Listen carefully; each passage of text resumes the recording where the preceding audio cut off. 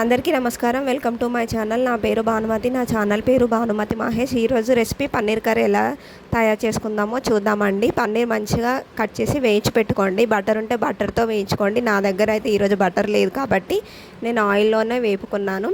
జీడిపప్పు, ఆనియన్స్, టమాటా ఇవన్నీ మెత్తటి పేస్ట్ చేసి పెట్టుకోండి. ఆనియన్స్ అయితే మంచిగా వేయించి మెత్తటి పేస్ట్ చేసి పెట్టుకోండి అండి. టమాటా అవసరం లేదు, అలాగే చేసుకోవచ్చు.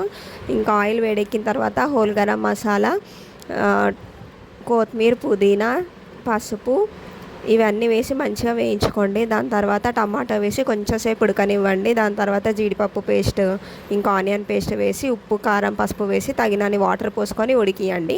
ఉడికించిన తర్వాత మంచిగా ఉడికిన తర్వాత ఈ పన్నీర్ ముక్కలు ఉంటాయి కదండి, అవన్నీ అందులో వేసి కొంచెంసేపు ఉడికించి పక్కన పెట్టేసుకోండి.